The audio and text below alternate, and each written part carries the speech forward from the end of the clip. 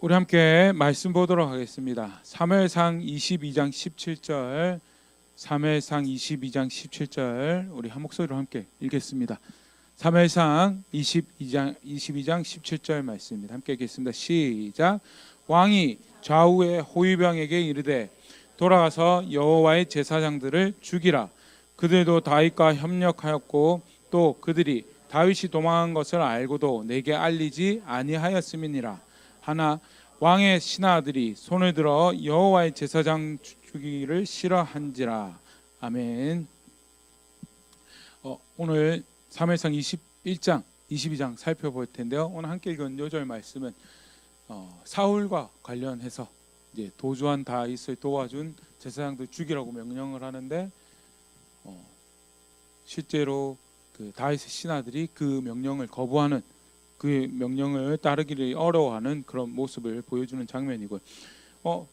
그럴 수 있겠지라고 생각할 수 있겠지만 사울이 다윗을 죽이는 일에 사울이 제사장을 죽이는 일이 실로 사실 말이 안 되는 굉장히 끔찍한 일인데, 사울은 자기 통치 아래, 자기 권위 아래 그 일들도 허락된 일이고, 그래서 선을 넘어가면서 그걸 하려고 하는 그 사울의 모습을 볼 수 있고, 반대로 일개 백성이라고 오히려 사실은 더 많은 책임감 가운데 하나님 말씀을 가까이 하고 하나님을 가까이 하는 왕보다 상대적으로 말씀과 또 하나님의 접근성이 조금 떨어진다고 볼 수 있는 일반 백성들이 오히려 그 일을 거부하는, 그걸 이제 보여주면서 사실 얼마나 사울이 갈 때까지 갔는가에 대한 그걸 이제 한번 볼 수 있는 그런 말씀인데요. 21장, 22장에 기록되어 있는 사건들 함께 살펴보면서 우리가 살아야 될 신앙에 대해서 함께 생각해보는 시간 가지도록 하겠습니다. 다윗이 이제 본격적으로 사울이 다윗을 죽이려고 합니다. 근데 21장 1절 보면 이제 21장 1절에 다윗이 노비라는 곳에 도착했음을 우리가 볼 수 있는데, 21장 1절 보면 다윗이 노베 가서 제사장 아히멜렉에게 이르니 아히멜렉이 떨며 다윗을 영접하여 그에게 이르되 어찌하여 네가 홀로 있고 함께 있는 자가 아무도 없느냐 하니. 이러면서 다윗이 정황상 도망 나온 상황이었고, 많은 무리가 일반적으로 병사를 거느리고 다니는, 사울에게 신임을 받고 병사를 거느리고 다니는 다윗이기에 그렇게 소수의 인력이 왔다는 거가 굉장히 이제 여기 표현이 재밌죠. 아히멜렉이 이게 무슨 일인가 싶은 그런 정황이 펼쳐집니다. 참고로 노비라는 곳과 아히멜렉이라는 이름 잘 기억하시면 좋고요. 이제 노비에서 계속 그 일이 벌어지면서 2절에 다윗이 제사장 아히멜렉에게 이르되 왕이 내게 명령하여 이르시기를 내가 너를 보낸 것과 내게 명령한 일은 아무것도 사람에게 알리지 말라 하시기로 내가 나의 소년들을 이러이러한 곳으로 오라고 말하였나이다 하면서, 사실 거짓말이죠. 이제 거짓말인데 이중 의미가 들어가는. 그래서 다윗은 여기서 왕이라고 할 때 다윗은 하나님이라고 지칭하고 그렇게 이야기할 수도 있는 일이고, 분명히 다윗이 사실은 이제 이 일이 끔찍한 결과를 불러오고 되고요.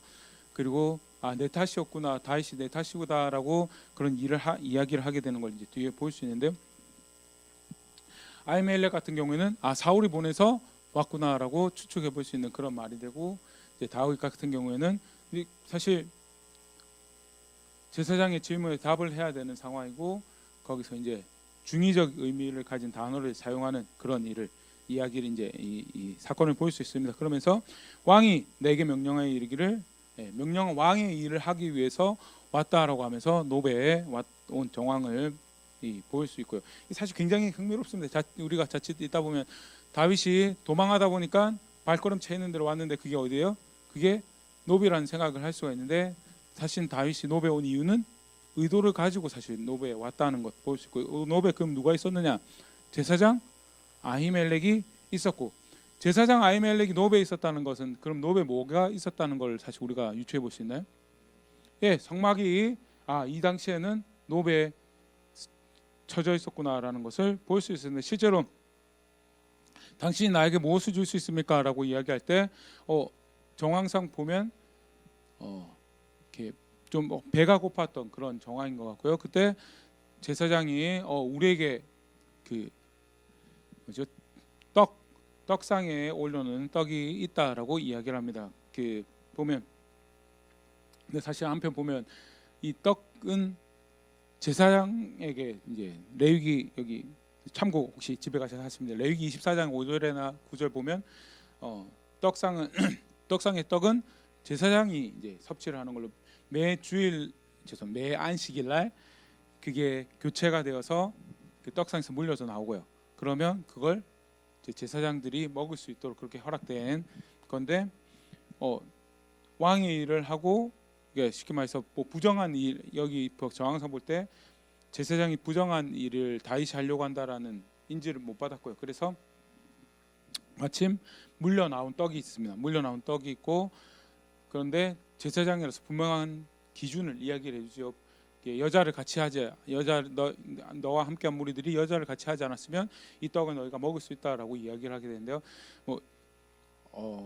그냥 우리가 쉽게 여자는 부정한 모양이다 이렇게 생각할 수 있는데, 그거보다는 그 당시 관념 자체가 그 뭐 정황상 볼 때 기억이 나실지 모르지만 시내산에서 이제 19장 그 출애굽기 19장에 보면 하나님과 만날 거니까 너네가 너네를 구별하게 하고 정결하게 하라고 할 때 그 중에 하나가 아내도 가까이 하지 말라라는 그런 말씀을 주시면서, 그 당시 관념 자체에 자기를 정결하게 하는 그런 모습이 이제 여자를 가까이 하지 않는 그런 모습으로 볼 수가 있고요. 그래서 여자를 가까이 하지 않았으면 이제 그 떡을 먹을 수 있다라고 제사장이 허용을 하고 그 떡을 먹게 됩니다. 사무엘상 21장 6절인데요. 제사장이 그 거룩한 떡을 주었으니 거기는 진설병 곧 여호와 앞에서 물려낸 떡밖에 없었음이라. 이 떡은 더운 떡을 드린 날에 물려낸 것이니라. 그래서 더운 떡을 드리는 날 새 떡이고요. 새 떡을 다시 떡상에 안식일날 옮겨놓고 물려 나온 떡 중에서 제사장들이 먹고 남은 게 한 5덩이가 남아 있었고, 다윗에게 이 거룩한 떡이 허락됩니다. 또 하나 더, 다윗이 이제 떡을 먹고 무기 같은 건 혹시 없습니까라고 물어볼 때 사무엘상 21장 9절에 제사장이 이르되 내가 엘라 골짜기에서 죽인 블레셋 사람 골리앗의 칼이 보자기에 쌓여 에봇 뒤에 있으니 내가 그것을 가지려거든 가지라. 여기는 그것밖에 다른 것이 없느니라 하는지라. 다윗이 이르되 그 같은 것이 또 없나니 내게 주소서 하더라 하면서, 사실 굉장히 이 아이러니하고 재밌어요. 이 칼을 얻어온 사람이 누구예요? 다윗이죠. 다윗이 그 하나님께서 하셨다라는 의미로 성막에 함께 보관할 수 있도록 제사장의 손에 의해서 보관이 될 수 있도록 이렇게 했는데, 정작 그걸 이제 자기가 챙겨가는. 그래서 뭐 흡사 보면 이제 게임에서 노비란 곳에 캐릭터가 도착을 했어요. 이렇게 띠리르 해가지고 먹을 것도 없고 아이템 이제 칼도 얻었네 하고 이제 그다음 여정을 가는 그런 느낌인데, 아까도 얘기 드렸지만 의도를 가지고 노업에 왔어요. 그리고 노업은 뭐가 있었던 곳이냐면 성막이 있는 그런 장소였고요. 이게 왜 노비였는가에 대해서 사실 우리가 이제 인지를 잘 해야 됩니다. 사실 그 다윗의 소개 중에서 제일 그 사무엘상에서 괄목할 만한 소개가 뭐가 있냐면, 다윗을 기름 부는 장면에서 사무엘상 16장 7절에 여호와께서 사무엘에게 이르시되 그의 용모와 키를 보지 말라. 내가 이미 그를 불었노라. 내가 보는 것은 사람과 같지 아니하니 사람은 외모를 보거니와 나 여호와는 중심을 보느니라 하시더라. 라면서요. 노업을 찾아온 이유, 성막을 찾아오고, 또 다르게 표현하면 성막에 뭐가 있죠? 상징적으로 언약궤가 있고 하나님의 임재가 있는 것을 상징하고요. 그때 다윗이 노업을 찾아온 이유는 피난처로 내 도망할 장소로 지금 이 상황에서 나에게 도움이 되는 것은 하나님밖에 없습니다라는 그런 간접적인 고백이고요. 그러면 이제 사실 우리 입장으로 치면 뭔가 사고가 났을 때 또는 힘든 일이 떠오르는 일이 있을 때 교회 찾아서 뭐 그럴 수도 있어요. 교회 찾아와서 기도할 수 있지만 장소적인 의미가 아니에요. 이거는 장소적인 의미가, 자칫 잘못하면 무슨 일이 생기면 무조건 교회로 달려가고, 또 마음의 어려움이 있으면 교회로 달려고, 우리 뭐 그럴 수 있어요. 조용하게 한적하게 자기 일상에서 벗어나서 이렇게 하나님 앞에 집중해서 이렇게 기도할 수 있는 공간이 교회가 되기 때문에 그럴 수도 있지만, 혹시나도 교회 가면 하나님이 계신다라는 그런 오해는 다윗도 안 가지고 있었어요. 다윗도 성막 성전에 가면 하나님이 있다는 것이 정말 재미있는 말씀인데 시편 15편 1절에서 3절 말씀 보면요. 1절부터 보면 여호와여 주의 장막에 머무는 자를 누구며 주의 성산에 사는 자 누구오리까? 그러면서 하나님이 계시는 곳에 함께 할 수 있는 것에 대해서 이야기를 하죠. 장소적인 의미로 하나님 계시는 곳에 함께 하는 것을 의미했으면 그 다음 답이 뭐가 나올까요? 노브로 가든지 예루살렘으로 가든지 해야 돼요. 그런데 누가 여호와의 거룩한 성산에 여호와 함께하고 누가 주의 장막에 함께 하나님과 함께 있겠습니까? 라고 할 때 다윗의 대답이 보면 2절 보겠습니다. 정직하게 행하며 공의를 실천하며 그의 마음에 진실을 말하며 3절 그의 혀로 남을 허물하지 아니하고 그의 이웃에게 악을 행하지 아니하며 그의 이웃을 비방하지 아니하며 장소의 개념이 전혀 없어요. 장소의 개념이 전혀 없고 오히려 하나님은 누구와 함께 하세요? 정직한 자. 이미 그러니까 사실 다윗이 재미있게 물론 뒤에 성전이 짓긴 하지만 그 모세의 성막을 과도기적으로 해체를 한 인물이 누구예요? 다윗이에요. 왜냐하면 이미 다윗의 개념에는 어떤 게 있었냐면 하나님은 거기 계신 분이 물론 하나님께서 은혜를 베푸셔서 이렇게 거기서 너희를 만나고 거기서 너희를 가르치겠다는 그런 은혜는 주어졌어요. 그럼에도 불구하고 본질적으로 하나님은 거기에 계신 분이 아니에요. 그렇기 때문에 모두 가능해요? 언약궤 해치도 감히 언약궤를 본래 마땅히 있어야 할 장소에서 가지고 나와서 자기가 쳐놓은 텐트에 가지고 올 수 있다는 사실 자체가 다윗 개념이었고 다시 오늘 오늘 우리가 살펴볼 말씀을 돌아갔을 때 다윗의 중심을 보셨다고 하는데 하나님이 은혜인 거지 하나님이 여기 계신다라는 그런 의미는 아니었다라는 것. 뭐 지금 지명학에상 인용을 줄이게 되는데 시편 24편 같은 경우에도 여호와의 장막에 설 자가 누구냐, 여호와의 성산에 설 자가 누구냐 하라고 할 때 거기는 답이 어떻게 혹시 나온지 기억이 나시나요? 손이 깨끗하고 마음이 정결하고 허탄한데 마음을 빼앗기지 않고 거짓되지 않은 자에게 그런 사람이 하나님하고 함께 있을 사람입니다라고 해서 하나님이 계신 곳이 장소의 이 개념이 아니었던 것이죠. 그래서 노브로 도주한 다윗 같은 경우에 하나님이 은혜고 하나님이 도움이고 그런 모습은 충분히 우리가 보일 수 있고요. 그러나 장소에 의한 것은 아니었다라는 것 같이 기억할 수 있으면 좋을 것 같고요. 그렇게 하나님을 찾아왔을 때 사실은 일이 잘 풀리면 좋죠, 맞죠? 분명히 은혜를 경험해요. 왜냐하면 제사장들에게 허락된 사실 그 하나님께서 성막에 딱 그 백성들이 예배하러 와가지고 더 거룩한 곳으로 이제 성소죠. 성소에 들어가면 맨 처음에 발견할 수 있는 게 떡상이죠. 성소로 거룩한 장소에 들어가서 맨 처음 발견할 수 있는 게 떡상이고 떡상은 의미가 하나님이 먹는 거예요, 아니면 백성이 먹는 거예요? 예, 하나님은 드시지 않아요. 백성에게 상을 놓고 떡을 나누시는 공급을 나누시는 하나님의 모습에 대해서 연상하도록 만든 게 그 떡상이고요. 줄인 다윗 입장에서 사울에 쫓겨서 줄이고 많은 무리와 함께 다니는데 어찌하여 혼자 오셨습니까? 라고 질문을 들을 만큼 초라한 모습으로 노브에 도착했는데 근데 하나님이 다윗에게 베풀어 주신 게 떡이 베풀어졌고 그 다음에 그것도 골리앗의 칼이에요. 어떻게 보면 참 감격스러운 순간이었을 것 같은데 다윗이 골리앗을 일단 만군의 여호와의 이름으로 하면서 하나님 앞에 살아간다라고 해치우긴 했는데 돌아와가지고도 내가 저걸 어떻게 했을까 생각하는 게 사실은 그게 골리앗이었을 거예요. 그런데 마침 도와줄 리가 하나님밖에 없습니다. 하나님 나의 도움이 온전히 하나님밖에 없습니다.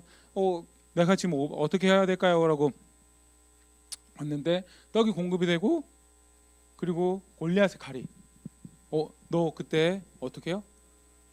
내 말씀 따라 내가 너에게 준 말씀에 따라서 네가 순종하고 나아갔을 때 그때 네가 거뒀던 것이 승리고 그런 부분에서 다시 확인하는 하나님 살아계신 분이시고 그때도 내게 살 길을 내어 주셨던 분이면 지금도 내게 살 길을 내어 주실 분이고, 그때 하나님 말씀 따라서 내가 살 길을 얻었다면 지금도 하나님 말씀 따라서 살 길을 얻는다라는 것을 확인할 수 있는 게 골길앗의 칼이었을 것이고, 그게 노베에서 벌어진 일이었다라는 것. 좀 전에도 이야기했지만 사실 그렇게 와가지고 잘 됐으면 좋은데 다윗의 고난은 이제 시작이에요. 그러니까 다르게 표현하면 예를 들어서 하나님 은혜를 구해서 노베 왔으면 노베 거주하면서 조금 평안을 누리고 안녕을 누리고 노브는 아무도 못 건드려 이렇게 됐으면 좀 도망도 덜 다니고 맞죠? 그렇게 했으면 사실 그래 노베 가야지라고 생각이 될 텐데, 이야기는 그렇지가 않더라라는 거예요. 하나님 그럼 하나님 은혜를 안 주시나? 뒤에 보면요, 이 사실 흥미로운 장면인데, 다윗이 노베에서 다음 기차 다음 장소로 이제 성경책에 소개된 게 가드란 곳에 가는데, 가드는 전통적으로 유명한 블레셋 지역이에요. 블레셋 지역에 학자들은 이제 그런 추측을 합니다. 그 현재 이스라엘 왕이 주적이 사울이니까 사울이 쫓고 있는 자기는 좀 괜찮지 않을까, 가드 가도 좀 괜찮지 않을까 생각해서 다윗이 가드까지 도망간 것이 아닌가 생각하는데, 사무엘상 21장 11절 보면 아기스의 신하들이 아기스에게 말하되 이는 그 땅의 왕 다윗이 아니니까 무리가 춤추며 이 사람이 이를 노래하여 이르되 사울이 죽인 자는 천천히요 다윗은 만만히로다 하지 아니하였나이까 한지라 하면서, 다 저기 위에 보면 흥미롭지 않나요? 아기스의 신하들이 아기스는 가드 왕 아기스인데 이미 그 땅의 왕은 누구예요? 사울이랑 주적이면 좀 거기 가면 조금 이렇게 좀 편하게 지내볼까 했는데 사울은 천천히고 다윗은 만만히 하면서 블레셋 백성을 쳐 죽인 게 사울은 수천인데 다윗은 수만이에요. 그럼 누가 더 죽이고 싶은 원수예요? 네, 다윗이 더 죽이고 싶은 원수인 그런 정황에서 다윗이 여기서 살아남기 위해서 미친 척을 해요. 미친 척을 해야 되는, 다윗이 미친 척을 한 적이 이제 별로 없는데, 원래 그런 연기를 특출나게 가끔씩 하는 그런 사람도 아닌데, 여기서 살아남기 위해서 정말 목숨이 경각에 달려서 뭐 이렇게 정확하게 아기스 라는 명칭은 안 등장하지만 시편 56편이나 시편 특별히 56편 같은 게 이제 가드에서 잡혔을 때라는 구제가 달려 있거든요. 그래서 이쯤에서 그 시편이 쓰여지지 않을까 하고 학자들이 추측을 하긴 하는데, 정말 목숨에 경각에 달려가지고 나 미친 척이라도 해야 되겠다라고 하는 게 다윗의 입장이었고요. 그게 바로 뭐 다음에 기록되어 있냐면 노베 가서 나의 구원이 하나님이고 골리앗 칼까지 받았는데 그 다음에 정작 벌어지는 미친 척 해야 되는 다윗의 입장이었다라는 거. 이게 사실 어떻게 보면 가끔 우리가 그런 상상을 해요. 하나님 도와주세요라고 하고 나면 하나님께서 살아계시죠. 그래서 도와주세요 맞죠? 도와주세요 진짜? 예. 우리 알잖아요 맞죠? 도움이 내가 원하는 타임에 도움이 있기도 있어요 맞죠? 그러나 내가 원하는 도움이 아닐 수도 있고, 내가 원하는 타이밍이 아닐 수도 있고, 나는 분명히 하나님이 살아계셔서 도와주신다고 생각해서 하나님 앞에 나아갔는데 하나님은 여전히 뭐 하세요? 선하신데 가장 우선적으로는 하나님이 원하시는 뜻을 이뤄가시는 분이세요. 그래서 내가 하나님 뜻을 이뤄가는 일에 내가 순종하고 있을 때 그게 뭐가 되는 거예요? 그게 그때 은혜가 되는 거죠. 나는 이런 은혜를 바랍니다. 그래서 하나님 은혜 주세요라고 했을 때 그 은혜가 그렇게 미쳐지는 거는 한번 뭐 지금은 좀 바쁘니까 그렇지 집에 가서 한번 생각해 보십시오. 정말 내가 기도만 하면 다 이루어지고 뭐 속칭 어떤 분들은 내가 기도가 모자래 가지고 이거 안 이루어진 거라면서, 그런 죄송한데 성경에는 그런 신학이 존재하지 않아요. 물론 저 오해하지 마시고 하나님 선하신 분이시고 하나님 도우시는 분이세요. 그런데 그때 그 도움은 뭘 위한 도움이죠? 하나님 뜻을 위한 도움이고요. 하나님 뜻을 이루어가는데 사실 한편 그래서 노업이 더 중요한 게 하나님이 계시다라기보다는 다윗이 노업을 향하는 발걸음으로 다윗이 고백한 거는 내 은혜가 하나님이기도 하지만 내 도움이가 하나님이기도 하지만 다윗이 어디서 안정감을 찾고 어디서 머물길 원했냐면 하나님 계신 곳에서 내가 머물길 원합니다라고 하는 그런 고백 갖고 그게 이제 그 다음에서 확인됩니다. 계속 보겠습니다. 블레셋에서 어떻게 보면 인생의 바닥 같은 경험이죠. 미친 척 해야지 살아남을 수 있어서 미친 척하고 아둘람이라는 곳으로 이제 또 도주를 합니다. 사무엘상 22장 1절 2절인데요. 그러므로 다윗이 그곳을 떠나 아둘람 굴로 도망참에 그의 형제 아버지의 온 집이 듣고 그리 내려가서 그에게 이르렀고 아둘람이란 지역에 저는 안 가봐서 그런데 석회 동굴이 많은 지역이라고요. 이게 한두 개가 있는 지역이 아니고 석회가 그냥 동굴이 오만 돼 있어서 찾기도 힘든, 그래서 거기에 사람이 거주할 수 있는 그런 지역이었고 다윗이 거기로 도망갔고요.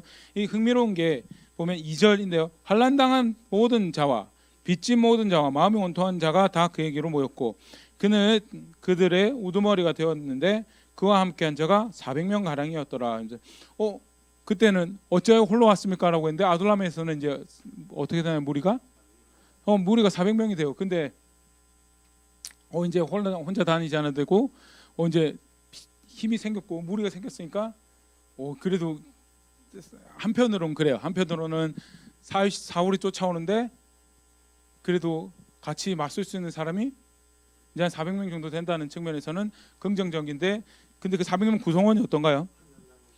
환난당한 자, 사울에 통찰해서 억울한 사람들이에요. 환난당한 사울에 통찰해서 살기 힘든 사람들이 힘든 사람이고 그 사람들이 400명 가량 모인 이런 사람. 그런데 정황상 볼 때는 하나님이 이제 이들을 다윗의 사람들로 함께 이제 만들어 가시는 그런 여정이고요.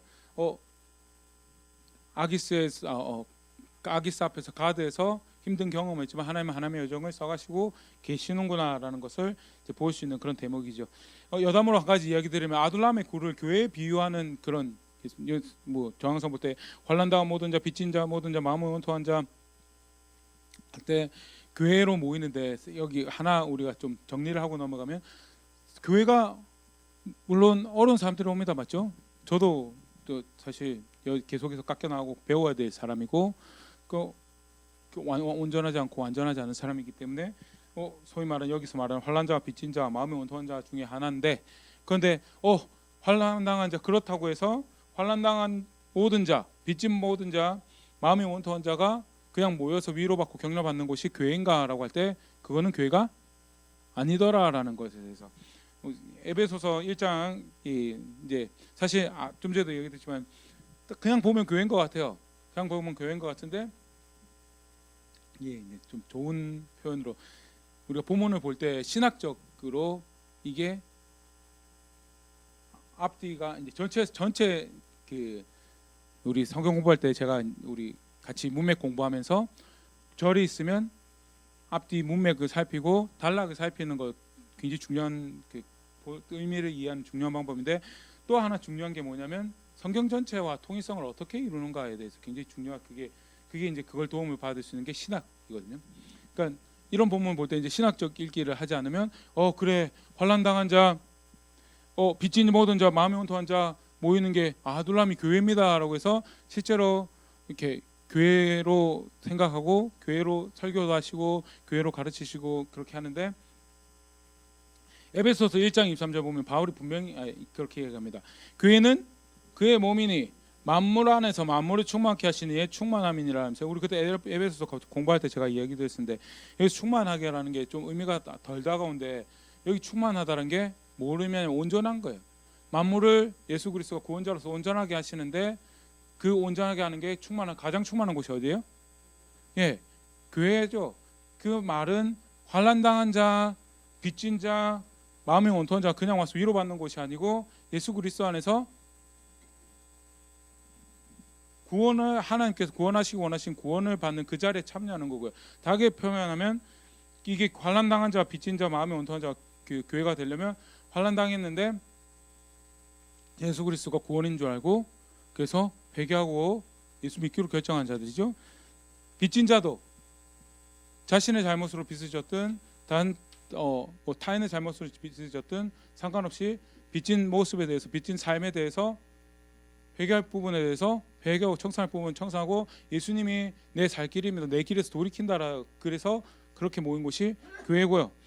여기 마음이 온통한 자도 마찬가지죠. 마음이 온통한 자도 자기가 돌이켜야 되고 돌이키고 그리고 예수님이 길입니다라고 모여야지 그게 교회인 거고 그래서 교회는 예수님이 온전하게 하시는 그 온전함이 가장 충만하게 나타나는 가장 온전하게 드러나는 곳이 어디였냐 그게 교회고요. 그게 신학적이고 한 번 더 하나 더 보면 그래서 디모데전서 3장 15절에는 뭐라고 이야기하냐면 만일 내가 지체하면 너로 하여금 하나님의 집에서 어떻게 행하여야 할지를 알게 하려 함이니 이 집은 살아계신 하나님의 교회요. 그래서 교회가 뭐냐 하면 진리의 기둥과 터이라 하면서요.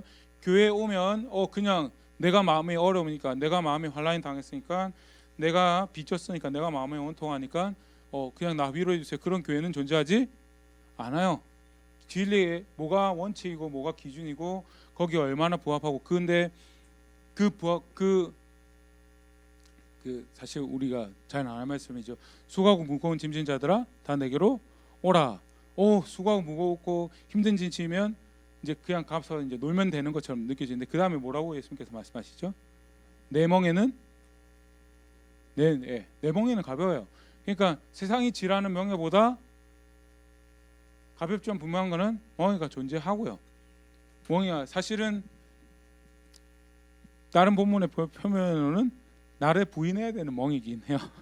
그러나 그 분명한 원칙과 그 진리의 기준 안에서 자유할 수 있고 그 안에서 무엇이 내가 분명하게 걸어가야 되는지 이 사건에는 이 사람 조언 듣고 저 사건은 저 사람 조언 듣고 이리 치고 저리 치고 가는 길이 아니고 이 사람 저 사람 상관없이 모든 사건에서도 확고부동한 하나님의 말씀으로 걸어가는 거기 때문에 거기에서 안정감을 얻고 자유를 누리고 그래서 교회는 진리의 기둥과 터가 된다는 게 이 교회고요. 그래서 아둘람 굴 정리 그렇게 한번 해보시면 좋을 것 같아서 같이 나온 김에 이야기 드리고 여담으로 하나 더 말씀드리면 본문을 공부할 때 신학적 읽기를 하는 게 그것까지 그러니까 개인적으로 성경 공부를 하더라도 처음에 절을 보고 그 다음에 앞뒤 문맥을 보고 그 다음에 단락 보고 그 다음에 마지막에 하나 더가 신학적으로 전체 통일성에서 무엇을 이야기하고 이게 도대체 바울이 편지를 하면서 또는 구약 성경에서 뭘 이야기하고 있는지를 확인을 해야지 사실은 이제 그까지 해야지 이제 본문을 제대로 읽었다. 여담으로 묵상은 그리고 나서 그거를 그 묵상을 하던 그 다음에 그래서 하나님께서 이 본문을 통해서 하신 말씀이 이거구나라고 하는 거를 읊조리고 다니면 그게 뭐예요? 그게 묵상이에요. 그래서 묵상 성경 연구부터 그렇게 쭉 하실 수 있으면 좋고 다시 원래대로 돌아가겠습니다. 400명 가량 이제 이 다른 사람도 생기고 좀 늘었지만 여전히 힘이 없어요. 그러나 하나님은 하나님 뜻을 이뤄가시는 상황 가운데 다윗을 두시는 거고 다윗은 그렇게 이번에는 야둘람 갔다가 그 다음에는 모압 미스베라는 곳으로 갑니다. 모압 미스베 사무엘상 22장 3절인데요. 다윗이 거기서 모압 미스베로 가서 모압 왕에게 이르되 하나님이 나를 위하여 어떻게 하실지를 내가 알기까지 나의 부모가 나와서 당신들과 함께 있게 하기를 청하나이다 하고 그러면서 모압 미스베에서 좀 가서 쉽니다. 어떻게 모압 미스베는 다윗을 받아들였을까? 다윗이 블레셋하고는 치고받고 싸웠지만 모압하고는 편하게 지냈나 여러 가지 상상을 할 수 있는데 제일 유력하게 학자들이 이야기하는 게 다윗의 할머니가 혹시 누군지 기억이 나시나요? 모압 여자 룻이죠. 그래서 할머니의 친정이 있는 지역이 모압 이 미스베 지역이 아니었나. 그래서 다윗이 조금 그래도 그 팔레스타인 땅을 벗어나서 좀 숨을 고를 수 있는 곳이 아니었는가 생각해서 그렇게 이야기를 하고요. 그 모압 미스베로 갑니다. 그런데 흥미롭게도 재밌는 게 하나님께서 선지자 갓을 보내서 다윗에게 이런 이야기를 합니다. 5절 선지자 갓이 다윗에게 이르되 너는 이 요새에 있지 말고 떠나 유다 땅으로 들어가라. 다윗이 떠나 헤레스 풀에 이르니라. 아이고 도망다 미친 척하고 도망다니고 힘들어 죽겠는데 이제 간신히 모함 미습에 와가지고 한숨 쉬고 있는데 하나님 뭐라 하신다고요?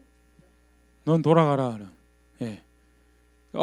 당신이 음성을 잘못 들은 겁니다. 하나님 여기에 저를 위한 적각구를 준비하셨고 이제 여기서 좀 쉴 수 있는 그런 자리에 도착했습니다라고 다시 분명히 이야기할 수도 있었을 거예요. 그런데 제가 아까도 그랬지만 다시 노베 땅에 간 이유는 내가 하나님 계신 곳에 내가 있겠다는 거예요. 하나님 뜻이 있는 곳에 내가 있겠다라는 거였고, 그래서 가시 유다 땅으로 가라 할 때 거기에 토라한답니다. 뭐 조건도 이야기하지 않고 헤레스풀에 돌아가서 또다시 고난 행군을 하는데요. 사울이 다윗이 헤레스풀에 나타났습니다라는 이야기 듣고 바로 군대를 입고 쫓아옵니다. 그러면서 이제 이 헤레스풀이 베냐민 지역이었나 봐요. 그래가지고 베냐민 너희 이세 아들 숨겨놓고 이야기하지 않는 거 아니냐, 이세 아들 못 받느냐 막 하면서 온갖 하소연하죠. 여담 보면 8절에 자기 신하들한테도 일어나 소연합니다.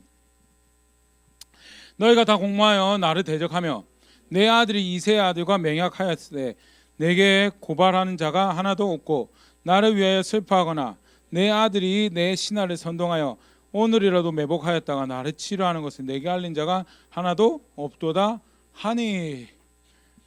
그냥 그렇구나라고 볼 수 있지만요, 사실은 굉장히 불편한 표현이에요. 여기서 내가라는 표현이 어떻게 사용되고 있는지 한번 보시면 사실은 다 철저하게 세상이 누구 중심으로 돌아가요? 자기 중심으로 돌아가요. 요나단이 이세 아들과 접촉한 거는 사실 노업 사건 이전에 맹약을 해서 알려주지 않았다라는 거는 진위도 확인이 안 된 거예요. 그런데 어떻게 봐요? 자기 중심적으로 세상을 보고 있는 거죠. 심지어는 자기 신하들도 어때요? 많은 신하들 한복판에서 자기 혼자 나와서 그걸 환을 쏘다니면서 지금 일하고 있는 게 아니고 사실은 데리고 와서 그 지역을 수색할 때 누가 수색할까요? 그런데 뭐라고요? 그 신하들에 대해서 불신을 드러내고 하는, 그러면서 불신을 드러낸 이유는 너희 중에 있으면 내가 배신당할 것 같고 안위 받지 못하는 것 같고 내가 원하는 것이 이루어지지 않아라는 것이 이 사울의 자세고요. 사실 이게 이제 극단에 치닫는 게 이제 오늘 우리가 볼 사건입니다. 그때 에돔 사람 도액이 22장 9절인데요. 사울의 신하 중에 섰더니 대답하여 이르되 이새의 아들이 노베에 와서 아이두베 아들 아히멜렉에게 이른 것을 내가 보았는데 라면서요. 도액이라는 사람이 다윗이 노베에 왔었습니다. 그러면서 노베에서 아히멜렉이 먹을 것도 주고 칼도 줬습니다라고 그렇게 미고를 하게 되죠. 그래서 그 사울이 그럼 제사장들 다 오라고 해라라고 해서 제사장들이 다 사울 앞으로 불려오게 됩니다. 그러면서 네가 이새들과 공모를 해서 날 죽이려고 떡도 주고 칼도 줬다고 들었다. 진위를 나에게 이야기하라라고 이야기할 때 이 아히멜렉이 한 이야기인데요. 14절부터 천천히 보면 아히멜렉이 왕에게 대답하여 이르되 왕의 모든 신하 중에 다윗같이 충실한 자가 누구인지요? 그는 왕의 사위도 되고 왕의 호위대장도 되고 왕실에서 존귀한 자가 아니니까. 당신은 죄송합니다. 다윗은 이스라엘의 불편한 자가 아닙니다. 당신이 다윗을 쫓는지 몰랐지만 다윗이 이스라엘에 해가 되지 그런 짓은 하지. 그러니까 뭐 그냥 보면 이 사람이 다윗에게 호의가 있었고 다윗에게 대해서 그래서 좋은 말 해주는 것보다 그렇게 생각할 수 있지만 그것보다는 실제로 사실이에요. 블레셋하고 나가서 전쟁했을 때 가장 이득 보는 사람 누구예요? 사실은 사울이죠. 가서 열심히 이방 나라들하고 싸워서 국경을 방해했을 때 제일 수혜자는 사울이에요. 그리고 이스라엘이고, 그런데 다윗이 그런 존재입니다라고 먼저 이야기를 하고, 두 번째는 이제 15절입니다. 내가 그를 위하여 하나님께 물은 것은 오늘이 처음이니까 결단코 아니니이다. 원하건대 왕은 종과 종의 아비의 온 집에 아무것도 돌리지 마옵소서. 왕의 종은 이 모든 크고 작은 일에 관하여 아는 것이 없나이다 하니라. 예, 아는 것이 없어요. 다윗하고 당신하고 그렇게 싸우고 있는 것도 내가 그러니까 모르고, 그래서 다윗에게 내가 행한 것도 여기 그런 표현이 등장하죠. 처음이니까 처음이 아니에요. 다윗이 어느 때에 도착했어도 내가 다 하는 일이었고, 그렇기 때문에 내가 특별히 다윗을 위한 것이 아니고 당신과 다윗이 불편한 사이도 내가 몰랐습니다. 그래서 나에게 이 일에 대해서 돌리지 말라고. 두 가지 사실은 굉장히 정직하지만 또 분명하게 사실에 대해서 이야기하는 그런 변호를 하는데요. 이게 16절 사울의 반응입니다. 16절 왕이 이르되 아히멜렉아 네가 반드시 죽을 것이요 너와 너 아비의 온 집도 그러하니라 하고, 예, 아히멜렉을 죽이려고 이제 칼을 들죠. 반드시 죽을 거다라고. 왜 죽어요? 아히멜렉이? 예, 다윗이 도와줬다고. 죽을 일이 하나도 아니. 오히려 그리고 사실은 개인적으로 14절 15절 보면서 이 사람은 그냥 정직하게 자기 일 하는 사람이 제사장으로서 정직하게 맡겨진 자기 업무를 수행하는 사람이었고, 그 가운데 벌어진 일이었는데, 사실 그것을 들었을 때 이게 사실 이게 좀 어려운 부분이긴 한데, 그 아히멜렉은 뭘 한 거예요? 해야 될 일을 한 거예요. 그런데 사울이 볼 때는 어떻게 한 거예요? 다윗의 편에 든 거예요. 이게 사실은 굉장히 안 좋은 생각해보는 관점이거든요. 기준이 원칙이 없으니까 이렇게 하면 저 편, 이렇게 하면 우리 편, 그렇게 되면 어떻게 돼요? 예, 기준이 없어요. 그거는 기준이 없고 원칙이 없고 진리를 따를 수 없는, 제가 진리를 따를 수 없는 상태입니다라고 하는 가장 대표적인 상태가 뭐냐면 네 편 내 편 가르는 게 그게 상태의 모습이고요. 네 편 내 편 가르면 어떻게 되나? 죄송합니다. 내가 원칙을 따르고 있으면 어떻게 되나요? 같은 편도 편이 없어요. 그게 사실은 좀 다른 이야기긴 하지만 교회가 이렇게도 박해받고 저렇게도 박해받는 게, 교회는 편을 만들지 않아요. 교회는 예수님 뭐가 옳다고 했는지 그거 우린 실천하고 그거 우린 따릅니다라는 게 그게 교회고, 교회가 편을 만들게 되면 그거는 교회가 자기 기능을 하지 않는다라는 것을 보여주는 여기서 제 대표적인 장면이고요.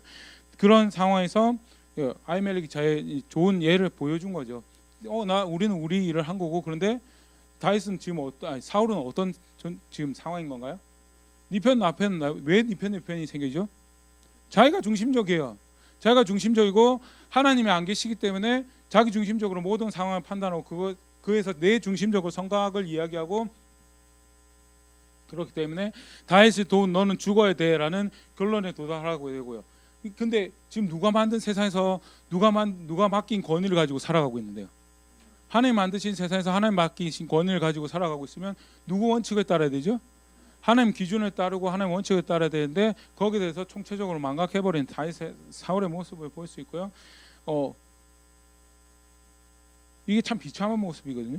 17절에 왕이 좌우 호위병들에게 이르되 돌아가서 여호와의 제사장들을 죽이라. 그들도 다윗과 합력하였고 또 그들이 다윗이 도망간 것을 알고도 내게 알리지 아니하였음이니라 하나 왕의 신하들이 손을 들어 여호와의 제사장을 죽이기를 싫어한지라. 예, 정작 왕의 신하들은 우리가 왕이 취향껏 뭐 한다고 했을 때 열심히 돕고 다 쫓아다니고 있지만 이거는 아닙니다라고 이야기한 게 뭐예요? 제사장을 죽이는 거였고 뭐 이건 못 하겠습니다라고. 그러니까 쉽게 말해서 선이 있는 거예요. 우리가 그냥 좀 나쁘게 하고 당신 욕심도 좀 채워가지만 이건 아닙니다라는 선이 제사장을 죽이는 거고, 그런데 사울은 어때요? 그 선이 없어요. 이게 사실은 정말 무서운 거거든요. 선이 없는 거는, 그리고 내가 그 선이 되어버린다는 거는 언제든지 이거를 넘나다닐 수 있는 거예요. 하나님이 죽는다고 한 일에 대해서 죽지 않는다라고. 이건 죽을까 하노라 하는 문제지 죽지 않는다라고. 반드시 죽는다는 문제, 반드시 죽지 않는다는 거, 그게 그게 무슨 차이로 발생하냐면 선이 없어진 거고요. 사울이 지금 그런 상태인 거고, 그때 이제 보겠습니다. 18절 19절. 왕이 도에게 이르되 너는 돌아가서 제사장들을 죽이라 하매 에돔 사람 도액이 돌아가서 제사장들을 쳐서 그날에 세마포 에봇 입은 자 85명을 죽였고. 그래서 도액이 노베 들락날락 하는 사람이긴 한데 지금 정체를 뭐라고 소개하고 있죠? 에돔 사람, 그나마 존경심이 덜한, 하나님에 대한 존중이 떨어진 사람임을, 도액이라는 사람은 그런 존재입니다라는 걸 소개하는 방법이 에돔 사람이라는 표현이고요. 그래서 도액은 가서 제사장 죽이죠. 근데 이것도 또 재밌어요. 도액이, 사울이 지금 명령한 게 뭔가요? 제사장 죽이라고요. 거기에 제사장의 처와 그 성읍에 있는 남자 여자 아이들 젖먹이는 자들 다 죽이라고 이야기하지 않았어요. 그런데 보면 19절에 제사장들의 성읍 노베 남녀와 아이와 젖먹는 자들과 소와 나귀와 양을 칼로 쳤더라 하면서, 흔히 말하는 전몰하는 마을 아이 송두리째 부숴버리는 그런 일을 하게 되고요. 그럼에도 불구하고 사울은 어때요? 개의치 않아요. 자기의 명령이 무슨 결과를 가져갔고 얼마나 이것이 하나님을 대적하는 일인지에 대해서 참고로 하나 보면 말라기 2장 7절입니다.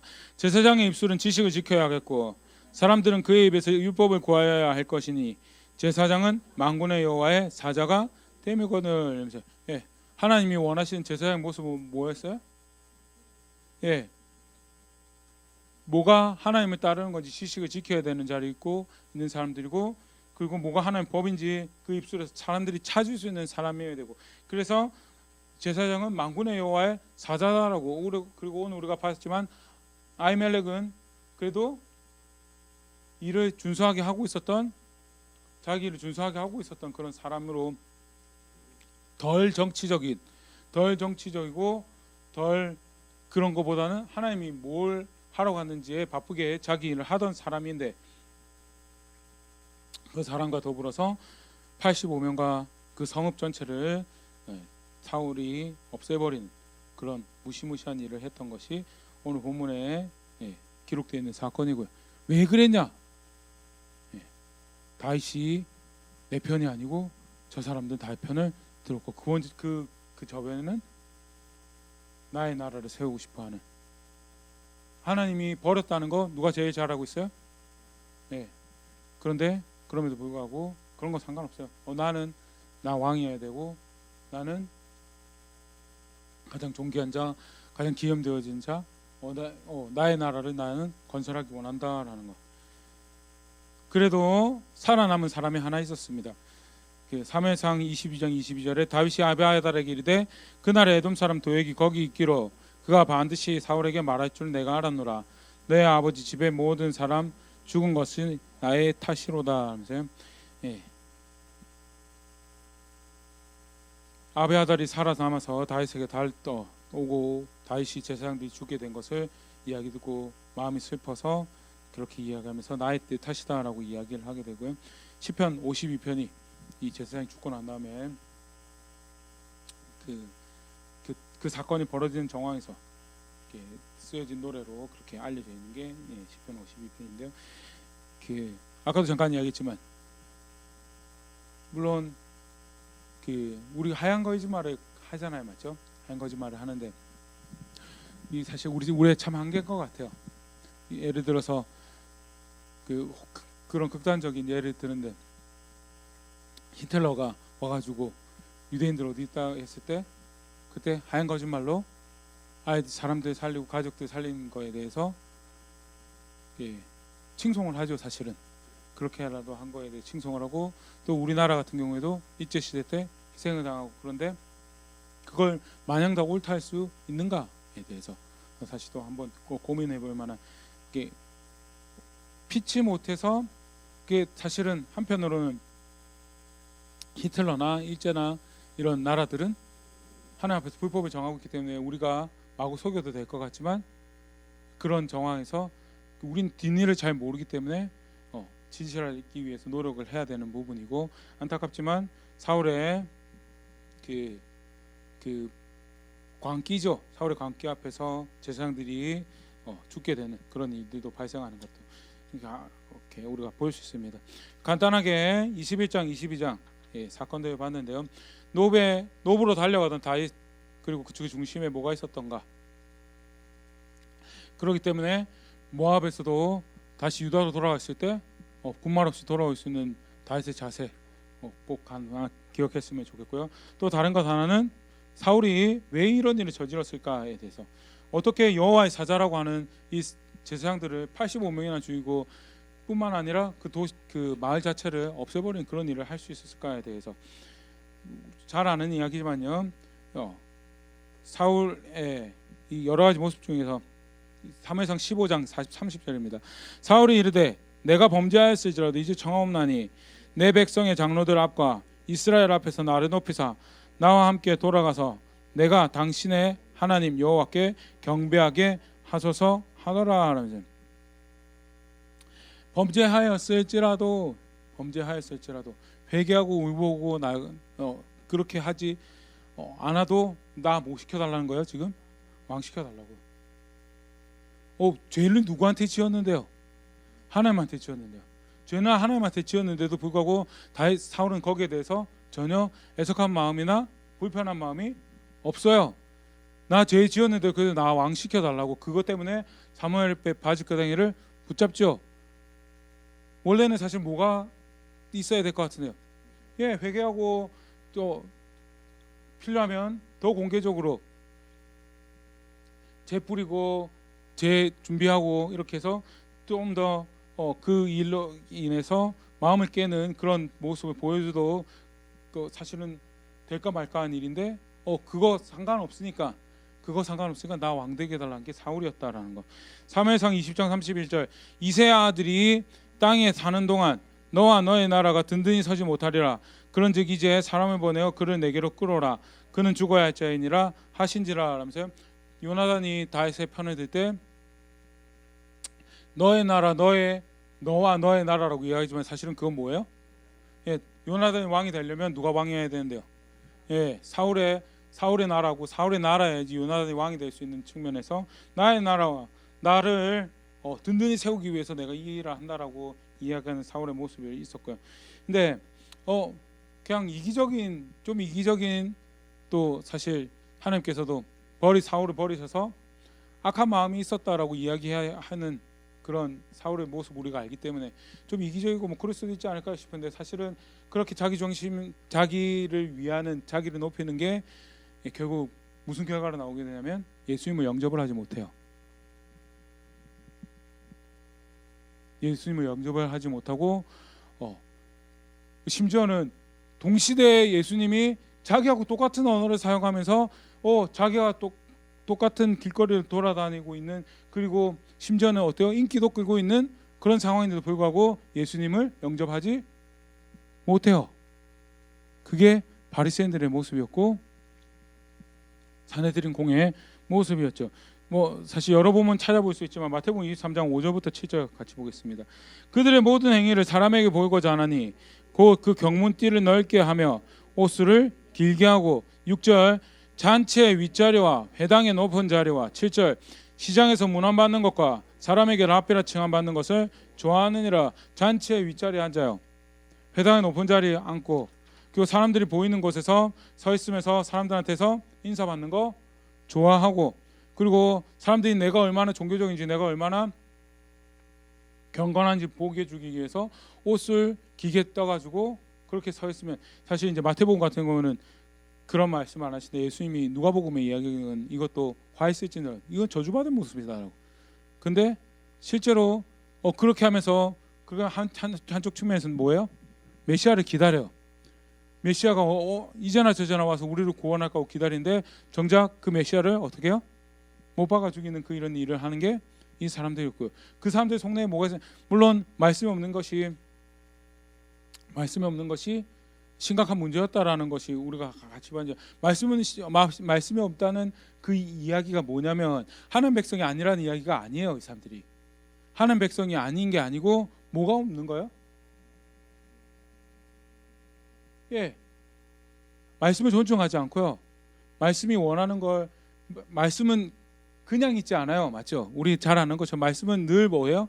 내가 어떤 식으로 반응해야 될지에 대해서 요구를 하는 게 하나님 말씀이에요. 더더군다나 많고 많은 하지 말라와 그거보다 조금 그러나 많은 하라의 말씀이 존재를 하는데 거기에 대해서 그 요구하는 것에 대해서 찔리고 애통하고 그러면서 바꿔 나가기도 하지만 찔리고 애통하고 하는데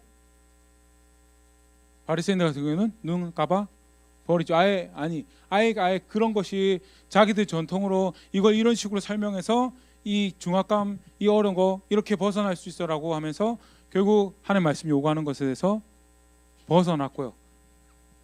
사실 사울의 경우보다 더 끔찍한 그 모습이 하나님과 절대 함께할 수 없는 둘은 하나님과 나의 뜻이 있고 하나님 뜻이 있고 내 뜻이 있을 때 내 뜻 세우면서 하나님 뜻 따라가고 하나님과 함께 할 수 있는 방법은 없어요. 아니 무슨 소리입니까? 그래도 임재가 느껴지는데 이렇게 하면 하나님 거기 계신 것 같은데 그래도 다 눈속임이죠. 누구는 알아요? 하나님은 네가 지금 누굴 위하고 있는 건지에 대해서 결과는 예수님을 아무리 사랑하고 예수님 영접하는 척해도 심지어는 우리가 성경을 봐서 알지만 일부는 예수님 가르칠 때 그 자리에 와서 이야기도 듣고 그리고 좀 따라다니기도 그러니까 아예 신실하게 이제 뭐죠? 그 회당장 야이반가요? 야이로 감사합니다. 야이로 그런 사람들은 적극적으로 그 산헤드린 공회원이 불법을 행한 것에 대해서 맞서 싸웠던 걸로 그렇게 이제 전승이 남아 있는데 그런 사람들 말고도 사실 요한복음 8장 같은 경우에 보면 예수님을 그래도 호의를 가지고 따라다녔던 사람들이 제법 있었던 정황이죠. 그럼에도 불구하고 어때요? 예수님을 영접하지는 못해요. 왜 그래요? 내려놓지 못한 내가 있어서요. 왕이 오셨으면 어떻게 돼요? 왕이 오셨으면 왕의 자리를 드리면 돼요. 그런데 그 자리에서 내가 내려오기 싫어요. 사울이 그랬고 그다음에 그 예수님 당시 바리새인들 산헤드린 공회원들이 그랬었다라는 것 문제점에 대해서 다시 한 번 더 생각할 수 있고요. 바울이 분명히 경고합니다. 로마서 8장 7절, 로마서 8장 8절인데요. 육신의 생각은 하나님과 원수가 되나니 이는 하나님의 법에 굴복하지 아니할 뿐 아니라 할 수도 없음이라. 8절 육신에 있는 자는 하나님을 기쁘시게 할 수 없느니라. 육신의 생각은 하나님하고 뭐가 된다고요? 원수가 된다고요. 원수가 절대 함께 할 수 없어요. 만약에 우리가 조금 그래도 다 잘못하지 않잖아요. 맞죠? 잘하는 거 저는 하나도 잘한 게 없었습니다 하고 그런 사람은 없죠. 좀 잘한 거 몇 개 있고 그걸 조금 더 이렇게 부각되게 비치해 놓으면 그 샤이니한 것 때문에 내가 잘못한 거는 잘 안 보이는 그런 경우들도 존재를 해요. 맞죠? 그런데 그렇다고 해서 하나님하고 원수가 되지 않는가? 아니요. 내가 원하는 거 또는 에베소서 2장에서 바울이 정의하죠. 내가 원하는 거, 내가 마음에 기뻐하는 거, 육신이 기뻐하는 거, 세상 유행 쫓아가는 거, 요즘 우리 시대 우리 동네 사람들이 어떻게 살아가는 거 쫓아가면 그게 불순종의 자녀들을 가운데 역사하는 영을 쫓아가는 거라고 절대 하나님하고 원수가 되고 하나님 기쁘시게 할 수 없다라는 것. 이렇게 로마서 그러면서 8절 13절 14절에 이런 이야기인데요. 너희가 육신대로 살면 반드시 죽을 것이로되 영으로서 몸의 행실을 죽이면 살리니. 육신대로 살면 반드시 뭐라고요? 죽어요. 그러면 육신대로 안 살면 어떻게 살아야 되나요? 영으로서 몸의 행실을 어떻게 죽이나요? 영으로서 몸의 행실을 어떻게 죽이나요? 예, 여기서 그 영은 계속 좀 읽어보겠습니다. 14절에 무릇 하나님의 영으로 인도함을 받는 사람은 하나님의 아들이라. 그 영이 하는 일이 뭐예요? 그 영이 하는 일이 뭐예요? 하나님의 아들이라는 것은 거국 다시 예수 그리스도의 사람을 만들어가는 일을 하시는 분이 누구예요? 성령님이시죠. 16절 성령이 친히 우리 영과 더불어 우리가 하나님의 자녀인 것을 증언하시나니. 이 사람은 그리스도인이라고 증언하신 분이 성령님이 다르게 표현하면 성령님은 어떤 식으로 일하시는 분이세요? 우리가 그리스도를 알도록, 그리스도를 시인하도록, 그리스도를 따르도록 역사하신 분이 성령님. 성령님을 따르니까 그리스도가 그리스도를 따르는 것 같아가 아니고요. 반대예요. 이게 진짜 성령님을 따라가는 거나라는 거에 대해서 조건이 그러니까 확인할 수 있는 방법이 예수 그리스도의 사람이 되어가느냐예요. 예수 그리스도의 사람이. 심지어는 17절에 자녀이면 또한 상속자 곧 하나님의 상속자여 그리스도와 함께한 상속자니 우리가 그와 함께 영광을 받기 위하여 고난도 함께 받아야 할 것이니라 하면서 다 바울이 하나님의 위로가 분명히 있긴 해요. 그런데 동시에 그리스도인으로 살아가는 것에서는 영광을 받기 위해서 모두 함께 받아야 된다고요? 고난도 함께 받아야 된다고. 그럼 그 고난으로 우리를 이끌어 가신 분이 누구요? 성령님은 우리 고난으로 이끌어 가세요. 보통 성령의 음성을 듣고 하면 뭘 바라나요? 문제가 해결되길 바래요. 갈등이 없고 문제가 없고 소란이 없고 소요가 없는 그걸 원하는데 아니요. 오히려 성령의 인도를 따른다고 할 때 무슨 일이 발생한다고요? 예, 영광을 함께 위해서 고난을 받아요. 그렇기 때문에 사실은 예수님이 이야기하셨던 것처럼 더더욱 성령은 자기 이야기하지 않고 누구 이야기해요?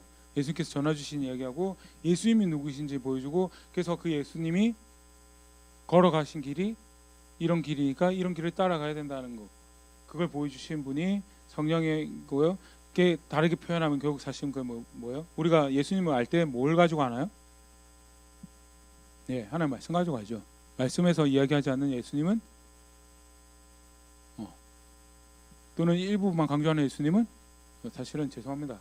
그거는 그 예수님이 아닐 가능성이 높고요. 말씀에서 가르치는 예수님이 예수님이고, 그래서 성령께서 여기 다시 13절 돌아가면 영으로서 몸의 행실을 죽이면 산다라고요. 여기에 영은 하나님 말씀 따라 예수님 가르치신 대로 살아가는 것을 의미하는 거다라고 그렇게 보시면 이것도 앞에 예와 같이 신학적 읽기를 한 거죠. 자칫 잘못하면 감동받고 또는 어떤 느낌으로 내 행실을 죽인다고 했을 때 사실 느낌으로 내 행실을 죽이려면 어떻게 될까요? 하나도 죽이 없어요. 왜? 내 감동도 내 느낌도 이게 조금 어려울 수 있는데 또 딱 멀리 돌아가면요, 성경에서 가르치는 가장 중요한 그 신학적 그 기둥이라고 해야 되나? 이 이해는 절대 타협할 수 없습니다. 중에 하나가 예수님이 구원자라는 게 있죠. 또 하나 사실은 굉장히 중요한 게 예수님이 구원자가 되려면 뭐가 전제 조건으로 있어야 되냐면 우리가 전적으로 죄인입니다. 우리는 전적으로 망고졌고 우리는 그래서 바깥에서도 오는 하나님의 아들 도움이 없이는 구원을 받을 수가 없습니다라는 것이 이게 굉장히 중요한 신학적 성경을 볼 때 중요한 이해거든요. 또 같은 걸 가지고 오면 영으로서 몸을 행실을 죽인다라고 할 때 감동 같은 거를 이야기할 수가 없어요. 영으로 그 감동 같은 걸 이야기해가지고 몸의 행실을 죽일 수 있는 경우가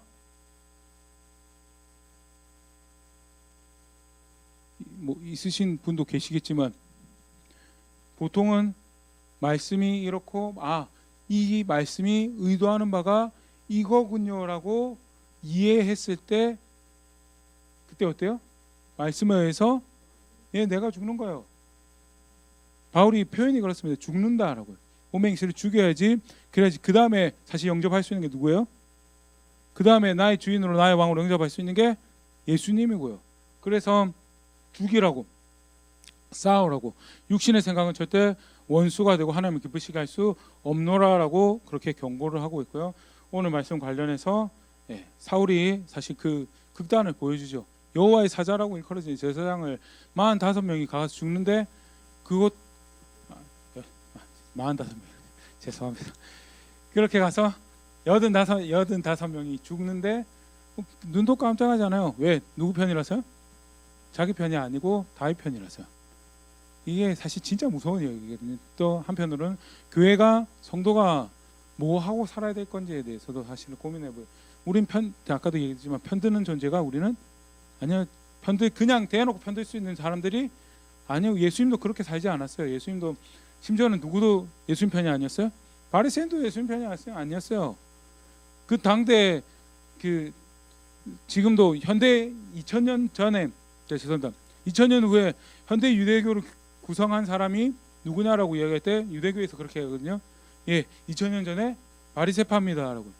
그만큼 유대교가 뭔지 정말 바싹 뭐가 하나님 향해서 헌신하는 건지 나름 그 유대교 그 분위기 안에서 정립하고 그래서 그것대로 살아 살고 그 열심히 살았으면 누구랑 편이 되면 될 수밖에 없어요. 하나님의 아들하고 편이 되는 게 사실 정상이에요. 그럼에도 불구하고 그 하나님의 아들이 가장 요구 심하게 했던 존재들이 누구예요? 왜요? 정상인 척하거든요.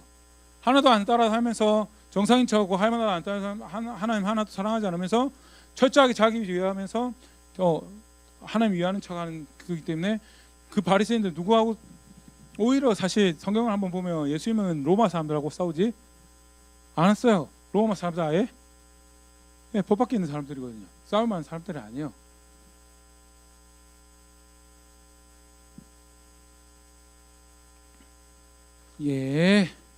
다시 오늘 내용으로 돌아가겠습니다.